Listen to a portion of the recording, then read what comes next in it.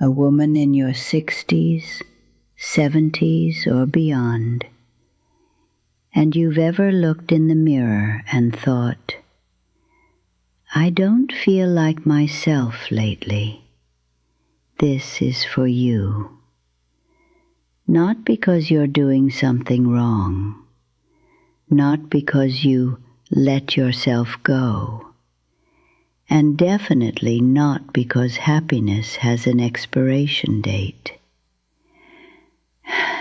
It's because life changes, your body changes, your roles change. Sometimes your social circle changes.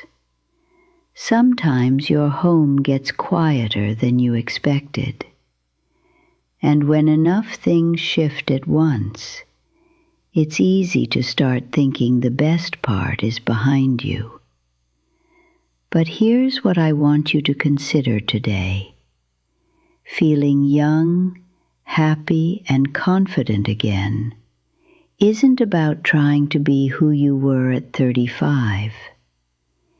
It's about becoming the most free version of who you are now. And freedom, real freedom, looks incredible on a woman. Let's start with the word young, because I think we've been taught the wrong definition. Young doesn't mean wrinkle-free. Young doesn't mean wearing what your granddaughter wears. Young doesn't mean pretending you don't have aches or pretending you're not tired. Young means alive. Young means you wake up and there's still something you're curious about. You still want to learn something. You still want to laugh. You still want to feel proud of yourself. You still want to feel attractive, not for anyone else's approval, but because you live in your body and you deserve to feel good in it. So if we're going to talk about feeling young, happy, and confident, we're going to talk about the things that actually move the needle in real life.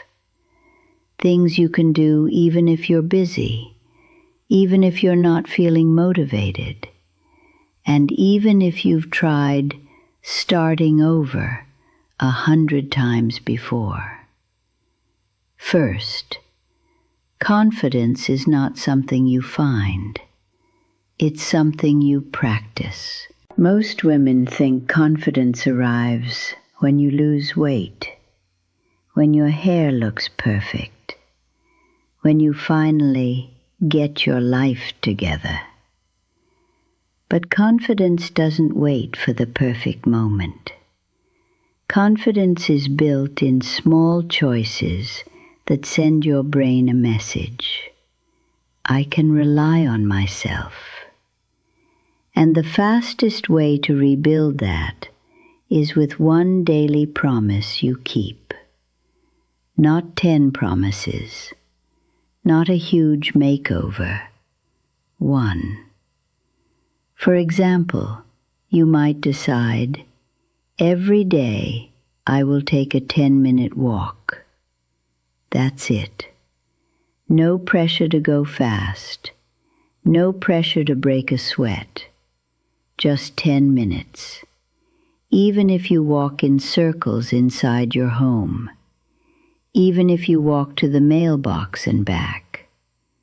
Or you might decide, every day I will drink a glass of water before coffee. Or, every day I'll stretch for 5 minutes. Or, every day I'll call someone or send one message. The action matters less than the relationship you rebuild with yourself. Because when you keep one small promise, something shifts. You start to trust yourself again. and self-trust is the root of confidence. Now let's talk about happiness. Happiness is not a personality trait. It's not something you either have or you don't. Happiness is a system. It's a few simple ingredients repeated consistently. And one ingredient that becomes incredibly important as we get older is connection. A lot of senior women are lonely in ways they don't always talk about. Not just, I don't have people around me, but the deeper loneliness of feeling unseen, feeling like everyone needs something from you, but no one is really asking how you are, or feeling like you're not needed anymore. Kids grown, careers ended, routines changed. So here's a truth that might sting a little, but it's also empowering. No one is coming to rescue your social life.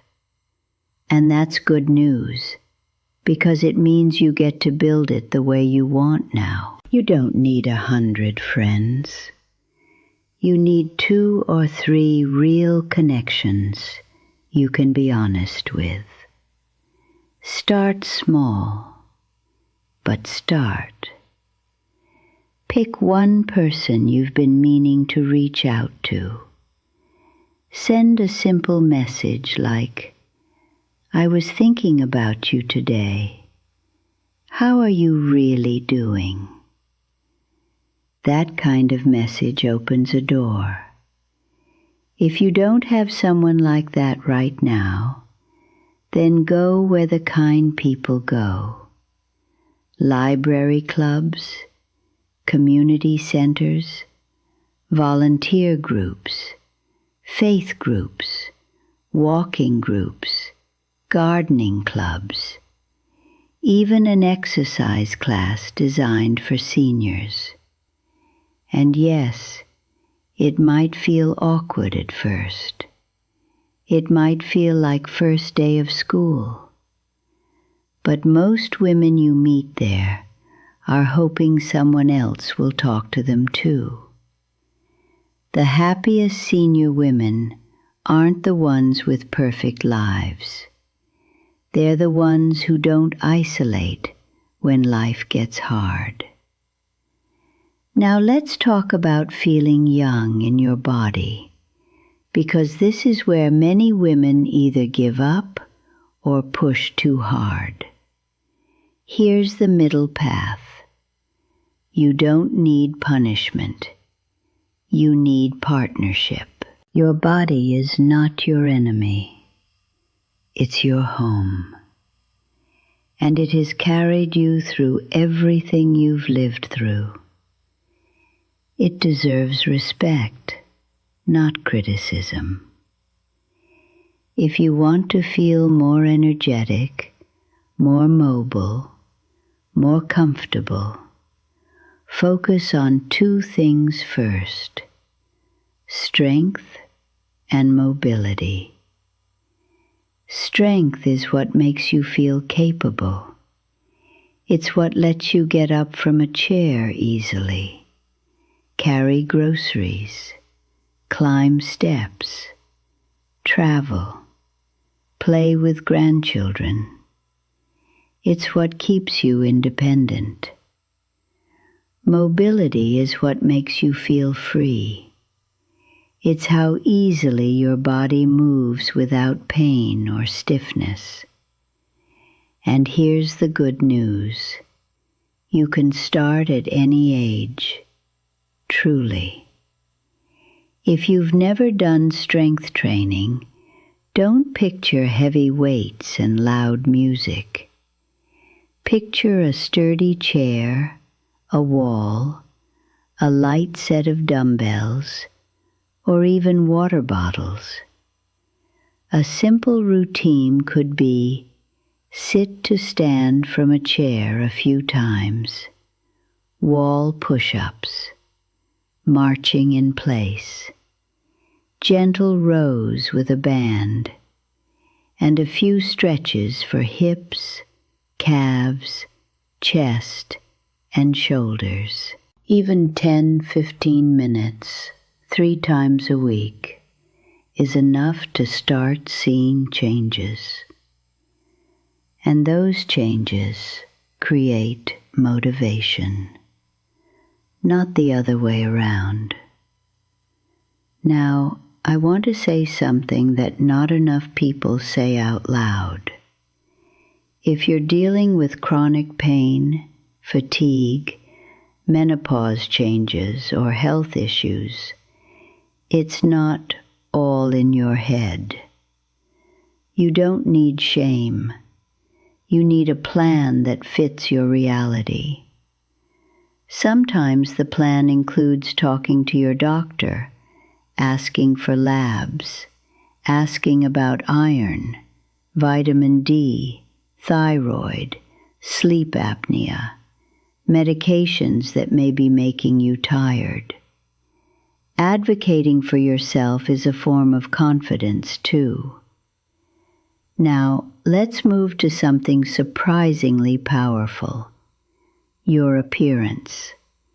Not in the shallow sense, but in the self-respect sense. A lot of women stop putting effort into themselves because they think it's vain, or because no one is watching anymore, or because they're tired.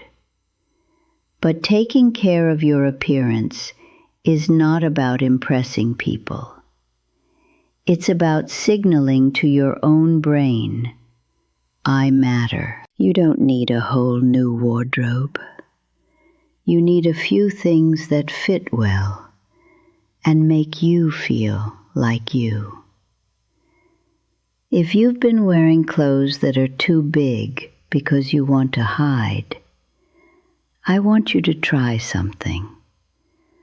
Buy or tailor one outfit that fits your body as it is today. Not your past body, not your future body, today's body.